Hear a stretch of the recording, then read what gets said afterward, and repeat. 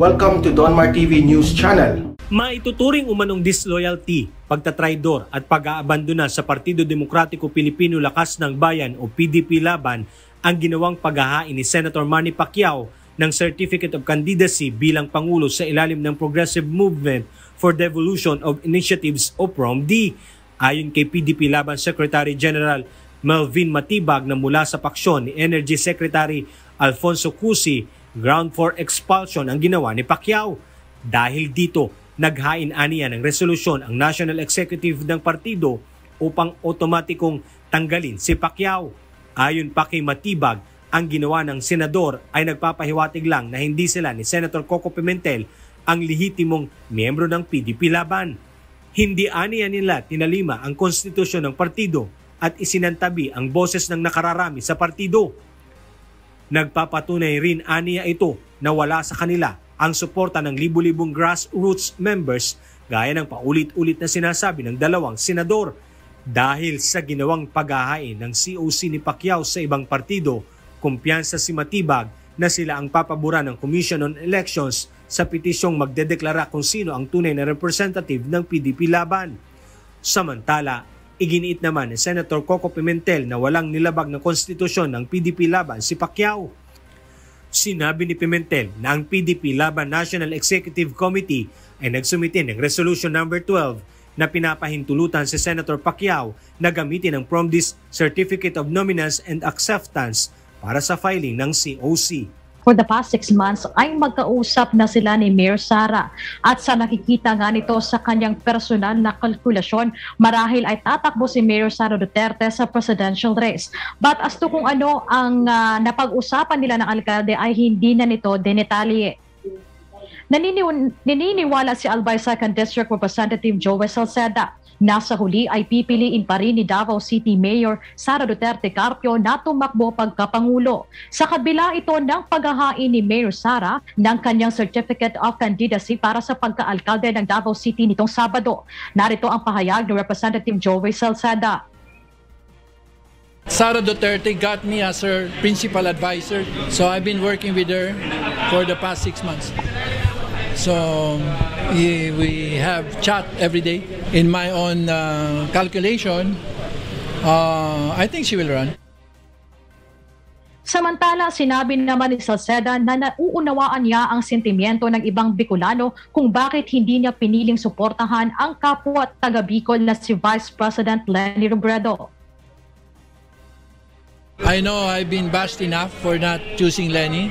We have common friends, but she has not reached out to me because she understands my position. I will respect the sentiment of Bicolanos. Si Salceda ay nag-file ng kanyang Certificate of Candidacy bilang re-electionist sa pagkakongresista sa ikalawang distrito ng Albay. Si Salceda ay nasa ilalim ng PDP Laban ng administrasyon. Samantala, hindi kinumpirma ni pinabulaanan ni Davao City Mayor Sara Duterte Carpio ang umano'y tambalan nila ni Senator Bongo para sa pagka-presidente at vice-presidente sa susunod na halalan. Sa isang ambush interview sa Harbor Garden tent of Sofitel Hotel noong Sabado, mismong si Pangulong Rodrigo Duterte ang nagsabing Sara go tandem na ang tutuloy sa 2022. Ang pahayag ng Pangulo ay kasunod ng hindi inaasahang pag-atras niya na tumakbo bilang vice-presidente at paghahain ni Senator Go ng Certificate of Candidacy sa pangalawang pinakamataas na national position. Ngunit sa pag-atras ng kanyang ama na tumakbong vice, tinanong ng UNTV si Mayor Sara sa isang Viber message kung magbabago na ba ang kanyang desisyon at didinggin na ang panawagan ng kanyang mga taga-suporta na tumakbong Pangulo. Ang maikling tugon nito ay no comment. Kahapon nag-file naman ang nakababata niyang kapatid na si Davao City Vice Mayor Sebastian Baste Duterte for re-election. Nanghingan ito ng pahayag kung pinal na ba ang desisyon ng kanyang ate na muling tumakbong alkalde, ito na ang kanyang inaasahan. Samantala, sang-ayon naman si Baste sa desisyon ng kanyang ama na magretiro na sa politika, lalo't may edad na rin ito. Actually, aga may ilan pang politiko, analyst at iba pang personalidad na naniniwala ang tatakbo si Davao City Mayor sa Duterte sa national position. Kahit pa man nag-file na ito ng kanyang COC noong Sabado sa pagka-alkalde ng Davao City. Anila may panahon pa until October 8. Pwede bang i-withdraw ng alkalde ang kanyang COC? Ganyan pa man, sa panayam naman ng media kahapon, aga sa kapatid nito na si Vice Mayor Sebastian Duterte, nakapag-desisyon na ang kanyang ate na si Mayor Sara na tatakbo lang itong alkalde ng Davao. Medyo doubt din aga si Baste kung magbabago pa ang desisyon ni Mayor Sara. Gayunpaman, aantabayanan pa rin natin ito aga kung may magbabago ba at bigla ang pangyayari hanggang sa October 8. Bakit niyo po sinusuportahan si Mayor Isko Moreno bilang Pangulo? Ayun, kaya po natin sinusuportahan si Mayor dahil sa magandang aglikahin niya sa Maynila una, di ba? Ngayon po, lalo-lalo ngayon sa Pilipinas, na kung anong nagawa niya po dito sa Maynila, ay mas magagawa niya po sa Pilipinas. Sa tingin niyo, magagawa niya yon sa lawak ng Pilipinas po? Kayang-kaya po yan. Ibig sabihin, katulad po ngayon, alis wala pa sa 3 years sa pag-upo niya, pero marami na siyang nagawa dito sa Maynila. Di ba? Lalo-lalo na 6 na taon, imposibleng hindi niya kaya yan sa Pilipinas. Ano yung pinaka-gusto mo doon sa mga nabanggit niya dati na mga plataforma niya pag naging presidente? Ayun, yung mga, siyempre, unang-una ay ang pinaka-gustong-gusto natin na yung mga para sa mahihirap. Ayun po, kasi siyempre unang-una tayong mahihirap ay lagi napapansin Katulad naman na hindi lang talaga napansin, talagang ginagawa niya naman lalo ngayon sa Maynila, nagawa niya naman. Ibig sabihin talaga, gagawin niya lalo sa Pilipinas. Kanina tinatayang nasa 100 itong mga supporters ng alkalde ng Maynila na nandito na hinihintay yung pagdating ni Yorme, pero yun nga hindi dumating. Yung iba nag-disperse, umuwi na Bombo Dennis, pero meron pa rin dito yung matyagang naghihintay, baka sakaling pumunta dito yung alkalde ng Maynila. Pero doon sa nakuha nating impormasyon, hindi na raw pupunta dito itong alkalde ng Maynila para kumustahin naman itong kanyang mga supporters dito pa rin, Bombo Dennis. Okay. May ilang supporters ni Davao City Mayor Inday Sara Duterte Carpio, yung may mga dala pang sasakyan dyan sa may CCP complex, malapit sa filing area ho ng COC. Doon pala sa Davao mismo, may mga nag-ilaw pa ng kandila para manawagan na tumakbong presidente si Mayor Sara. Gaya ng pagpunta ng mga supporters ni Davao City Mayor Inday Sara Duterte Carpio sa Sofitel, Pasay City noong araw ng Sabado. Pumunta rin ang mga supporters ni Mayor Inday dito sa Magsaysay Park dito sa lungsod ng Davao upang magsindi ng kandila at magdasal.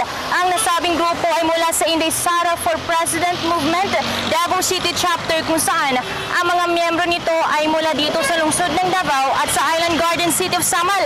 Base sa campaign color ng alkalde, green o berde rin ang kulay ng kandila na kanilang sinindihan.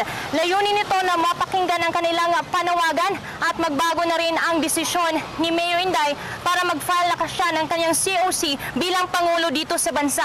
Nabatid na noong araw ng Biyernes natapos ang isinagawang 9 na araw na novena para sa nasabing panawagan. Naniniwala ang mga itong na may pagbabago pa bago ang deadline sa COC filing sa araw ng Biyernes at sa substitution na rin sa Nobyembre 15. Una nito, nakapaghain na rin ng kanyang Certificate of Candidacy si Vice Mayor Sebastian Duterte, kung saan siya na rin ang nag-submit ng COC ng kanyang kapatid na si First District Congressman Paulo Duterte matapos na nagkaroon ito ng COVID-19. Sa panayam kay Baste, kanyang sinabi na hindi na magbabago ang desisyon ng kanyang kapatid na si Mayor Inday matapos na nag-file din ito ng kanyang COC bilang alkalde dito sa lungsod. Ngunit, posible umano ito na magbago kung may himala o milagrong mangyayari. Naiintindihan rin niya ang kanyang kapatid at suportado niya ang alkalde kung saan ito komportable. May statement kasi ang Pangulong Duterte na nagsasabi na si Mayor Sara ay tatakbo talagang Pangulo. Galing sa kanilang tatay yung naturang pahayag. So anong reaksyon dito ng alkalde ng inyong lugar? So far, Bombo Dennis, wala pang naging reaksyon o pahayag si Mayor Inday Sara Duterte Carpio tungkol sa sinabi ng kanyang ama. Pero sabi na rin, nakapanayam natin ang kapatid niya na si Baste Duterte na once magbitiw ng salita si Mayor Inday, hindi na niya ito babawiin o babaguhin. Ngayon, nakapagbitiw na ng salita si Mayor Inday na hindi siya tatakbo bilang Pangulo. Gayon nga ay nag-file na siya ng kanyang COC bilang alkalde dito sa ating lungsod. So far, yan pa ang nalaman nating napahayag mula kay Davao City Mayor Inday Sara Duterte Carpio.